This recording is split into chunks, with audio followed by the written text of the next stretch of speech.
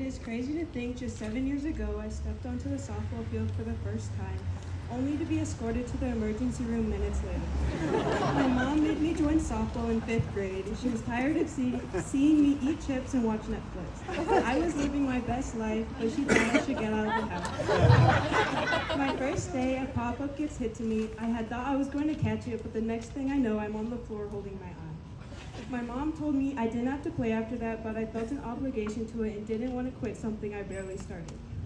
Every year following, I had a new injury. My first year it was my eye, the second year it was my nose, my third year it was my hand. This continued every year until, not trying to brag, but I started to get kind of good. Outfield and I grew to have our own little trauma bond, as I have played there ever since. I will miss softball, but most of all, I will miss my teammates. They're always there to make me laugh at the end of a hard day. One player I would like to recognize is Abby. I would like to recognize her not only because she said if I don't, I won't get my grad money, but because she is so genuine. She is never afraid to say what she thinks, no matter how disrespectful, no matter how sweet the comment may be. She will let you know how she feels, whether you asked or not. She is the best gossip buddy a girl could ask for. I also want to thank my parents for driving me to practice, and thank you to my other parents, Chris and Christine, for letting me live at their house for a bit after practices. And thank you all of my parents for making sure I'm always having fun. Thank you Kaylin and Jocelyn for being the most supportive older sisters a girl could ask for. I grew up watching your softball games and learned it all from you. I would also like to thank my twin sister Jazzy. She joined softball with me because I was too scared to do it alone.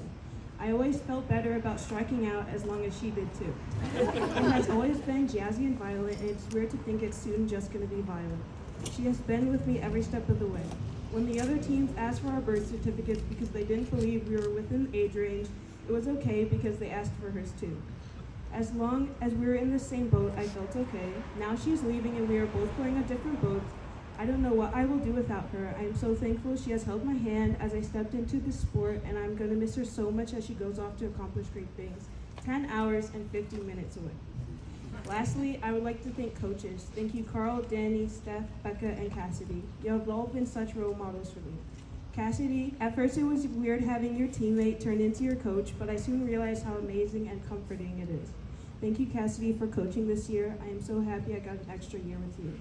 Thank you, Becca, for being my original B Squad coach and giving me a warm welcome into the program. Thank you, Steph, for being so sweet and funny. I knew this season was going to be fun as soon as I heard you call Evie Lashes. Thank you, Danny, for all the girls' day practices. No matter how hard they were, I loved them because it was just us girls. Lastly, thank you, Carl, for making me smile when I am down and for always asking if I am okay. Thank you all for the experiences and memories we have made these past years. I will miss you all.